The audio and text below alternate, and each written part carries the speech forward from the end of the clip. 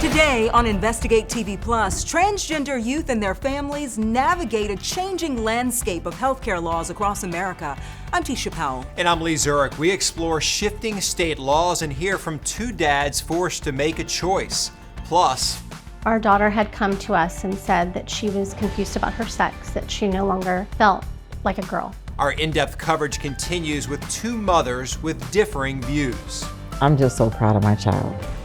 I'm proud, and they are living in their truth the way they want to. Then, death doesn't mean the end of life. This is where, we will both be.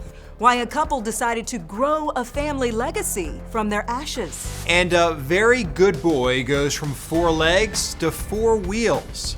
In-depth stories that inform and inspire. You're watching Investigate TV Plus. Across the country, transgender children face a new struggle as multiple states have enacted laws that impact their health care. According to the CDC, transgender is an umbrella term for persons whose gender, identity, or expression is different from their sex at birth. A 2022 report by the American Academy of Pediatrics found young children who transition to a new gender are likely to continue as that gender 5 years later. We go in-depth with two moms with very different views on transgender policies involving their own children. But first, we examine a law in Missouri that bans gender-affirming medical treatment to children under the age of 17. In Missouri, he turned to me and he said, "Daddy, do you think God could make me over again as a boy?" She's completely fine, far more fine than she was when she was not presenting as who she is. Two fathers fighting for their transgender children. She is thriving. But in the summer of 2023, the state of Missouri joined nearly 24 other states in banning gender-affirming medical care for transgender children under the age of 17. Missouri's Republican governor saying at the time, gender-affirming care is harmful to minors. What we're trying to do is protect children. That is what this is all about. It's not about adults. The Human Rights Campaign defines gender-affirming care as age-appropriate care that is medically necessary for the well-being of many transgender and non-binary people. And the Association of American Colleges says gender-affirming care can include a range of social, psychological, and medical services. Medical services such as puberty blocker medication, which suppresses the release of sex hormones, including testosterone and estrogen. Dr. Thomas Baranski is an endocrinologist at Washington University in St. Louis.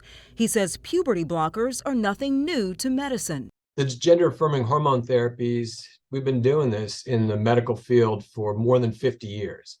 So there's a long track record of outcomes, and there's lots of good studies to demonstrate that these treatments are effective and that they work really well. The Association of American Colleges echoes Dr. Baranski, adding that one purpose of puberty blockers is to allow a young person time to fully determine their gender identity and how far they wish to transition before the onset of permanent sex characteristics. If the puberty blockers are stopped during puberty, hormone development resumes. We will not allow her to be forced to be detransitioned. That's, like I said, that's non-negotiable. In the meantime, the two dads with trans children fear for their future. We're terrified that we are going to have to flee this state. Laws against gender-affirming care face legal challenges in more than a dozen states, including Missouri. Legal experts say the lawsuits are likely to be resolved by the U.S. Supreme Court, which currently has a 6-3 conservative majority. Meanwhile, governors in at least a dozen states and the District of Columbia have declared themselves a sanctuary for those seeking gender-affirming care.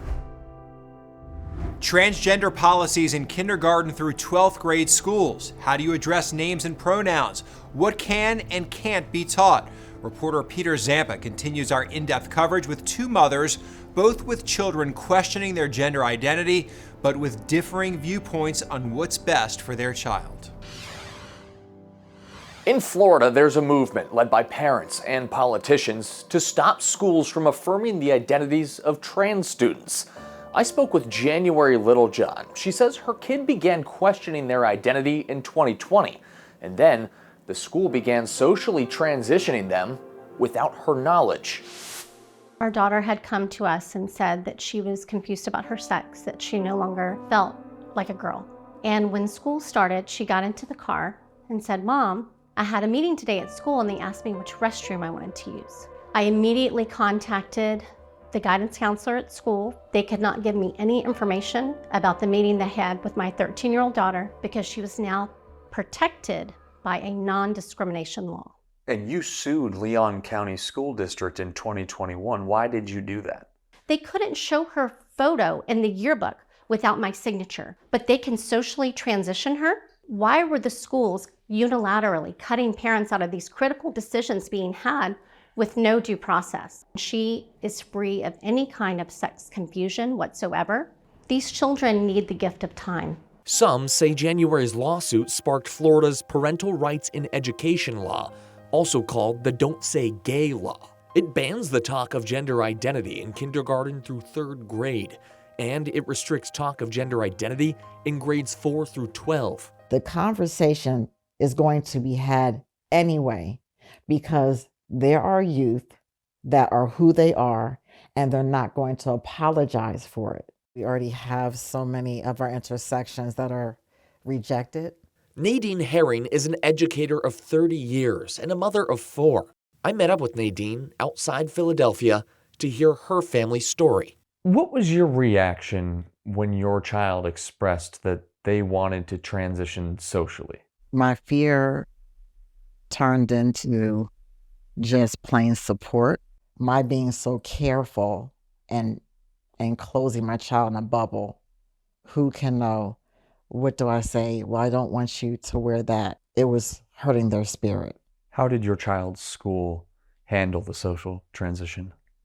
Middle school was very, very rough because there's a few children who say things that are hurtful. We can handle that together. But when an adult refuses to insert themselves and protect, that became problematic. So I moved from that state to where I am now, and it was like night and day. What can schools be doing to help transgender youth feel safe and comfortable? LGBTQIA plus protections, something along those lines. What will you do to make sure, ensure that that child is protected? That's one thing. When a child comes to you, I'm having some challenges. I don't think ... The first thing you should say is thank you. What supports do you need? What will we call you? Do you want your family to know? Can I help you with that? Maybe the family will be supportive, but listen to what they're saying, because there are some families, if that is found out, it could be in a really, really abusive situation. To see your child now living in a way that is most genuine, that makes them most happy, what emotions does that bring you as a mother? I'm just so proud of my child. I'm proud, and they are living in their truth the way they want to. You can't go wrong with that. January Littlejohn's lawsuit against Leon County, Florida schools was dismissed in December of 2022, and she's now appealing the ruling to the 11th Circuit Court of Appeals. A group of 21 Republican states attorneys general have filed a legal brief in support of the Littlejohn's lawsuit. Pets offer comfort and affection, but is it a good idea to share your bed with them? Still to come, the medical Mythbuster has your wake-up call. But first, life after death. I just think that it makes sense for both of us to be red maple trees. Families looking for a legacy turn to an alternative to a traditional burial. We explore why some people are making this decision and how it could benefit future generations.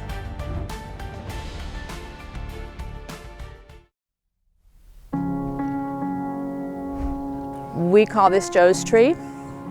The grandkids call it Papa Joe's tree. A family tree takes on a new meaning in a Southwest Virginia cemetery. The U.S. Census Bureau says as baby boomers age, the U.S. death rate will keep rising every year, reaching a peak in 2055. According to researchers at Iowa State University, 76 million boomers are expected to reach the age of life expectancy between now and 2042. If all of them were buried traditionally, researchers found it would require roughly 130 square miles of grave spots, an area about the size of Las Vegas. That's why some cemeteries are shifting to non-traditional burial methods, including cremation, green burials, and tree burials. For one family in Roanoke, Virginia, a love of nature, the outdoors, and vibrant fall colors provided the seeds for a living tribute. Reporter Kristen Crowley introduces us to Joe Coleman's red maple tree. Among the gray headstones dotting this century-old cemetery's green landscape. This is a red maple tree, and it was chosen by me when my husband passed in March of 2020.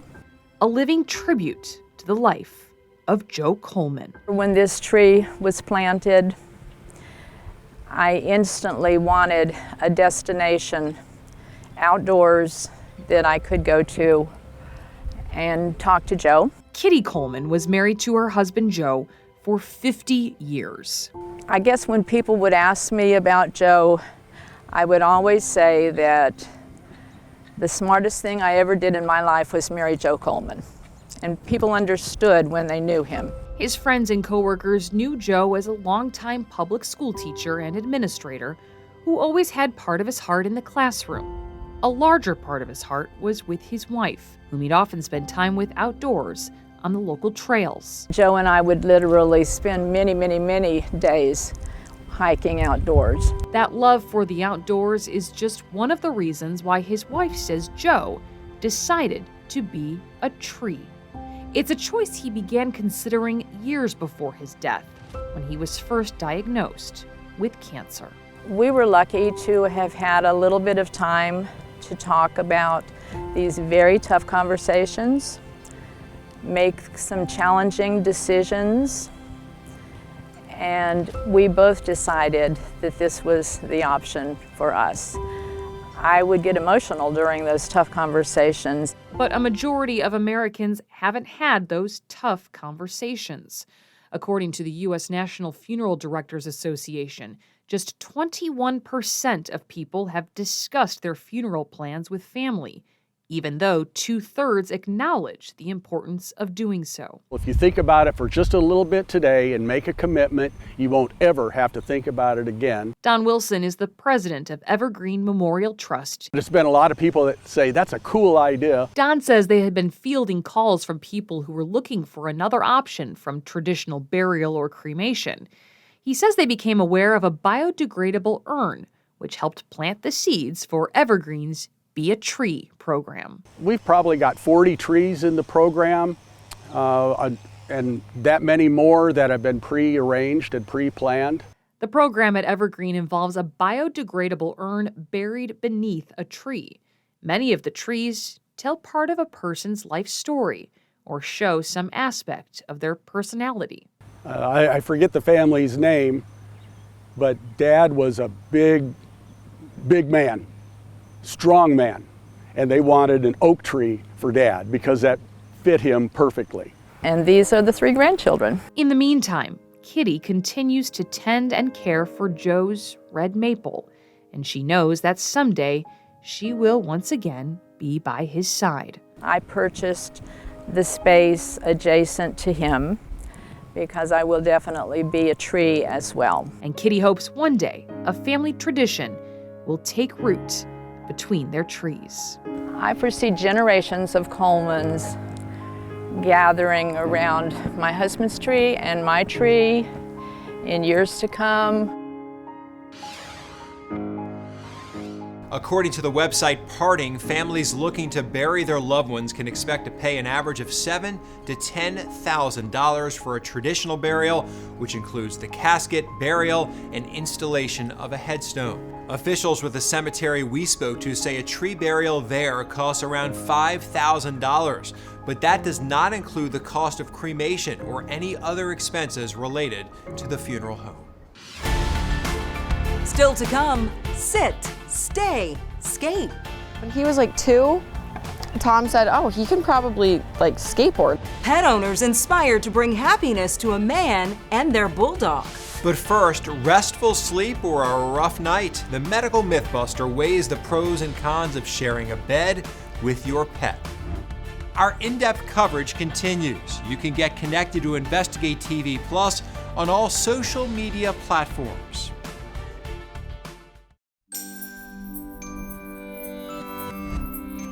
In the quest for a better night's sleep, some people consider cuddling up with their pet. Yeah, according to the Mayo Clinic, 56% of adults sleep with a pet in the bedroom, while 36% of children share their bed with a pet. But is having a dog next to you in bed a good thing for your sleep quality and overall health? In this Medical Mythbuster, reporter Viv Williams taps a sleep researcher for the answer. I admit it, I've sacrificed many nights of sound sleep to accommodate a dog or two at the foot of my bed. Having them there is so comforting, but their presence is also disruptive. That, says Dr. Lois Cron, can be the problem. She's a Mayo Clinic sleep medicine specialist who studied whether letting your dog sleep on your bed is good for your sleep quality and health or not. For the study, titled The Effect of Dogs on Human Sleep in the Home Sleep Environment, Cron and her team evaluated the sleep of 40 people and their dogs for 5 months. They used activity trackers on both the dogs and dog owners to record sleeping habits. They found that some people did sleep better when their pup was on the bed, no matter if it was a miniature Schnauzer or a big St. Bernard, because many people find comfort and a sense of security from sleeping with their pets. But she also says the study showed pets disrupted sleep when they crawled under the covers. Cron says the best way to make sure you get a good night's sleep without interruption is to provide your pup with a bed of its own on the floor next to yours. With this Medical Mythbuster, I'm Viv Williams.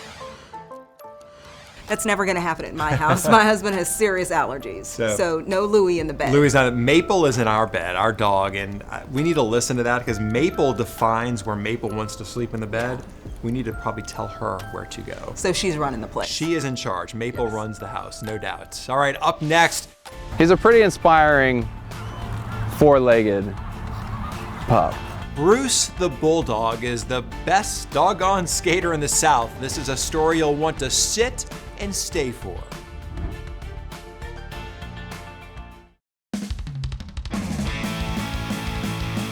I think it's awesome. I mean, I'm all about spreading happiness and kindness, so the fact that he can do that for people it's just awesome. I don't know, he's more than I could have ever imagined. I just wanted a bulldog, and now he does all these crazy things. Bruce the Bulldog aspires to be the Tony Hawk of the canine world.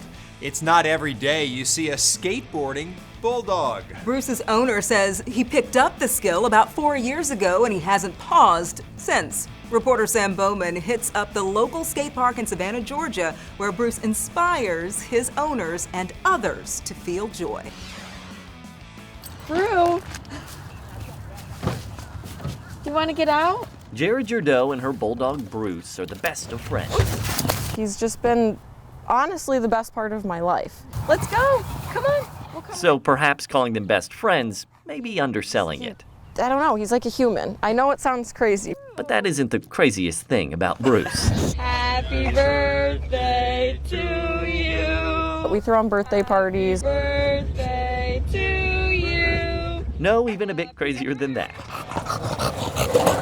When he was like 2, Tom said, oh, he can probably like skateboard. As we would like take turns on roads and stuff like that, he would just like real lean into it, like a little bit more dramatic than normal. And I'm like, he's gonna pick up skateboarding, I have a feeling. However, it wasn't exactly love at first sight. He just started attacking it. He didn't know what to do. He saw it as a threat. But over time, and with a little food motivation. Good job, buddy. Eventually he got it, and it was like your team won the Super Bowl. It's just like, it's a proud moment for a father. So. Good boy! And since then, Bruce and his board have been just about inseparable. His obsession for it, it went beyond the treats. Naturally, it didn't take long for others to take notice. Oh, yay! Which is fine by Bruce. I feel like he likes putting on a show for people, so the more people watching, the more he enjoys. Whether in person or on social media, plenty of people are doing just that, watching and enjoying. I think it's awesome. I mean, I'm all about spreading happiness and kindness, so the fact that he can do that for people it's just awesome. I don't know, he's more than I could have ever imagined. I just wanted a bulldog, and now he does all these crazy things. Nice. So maybe a skateboarding dog is a little crazy.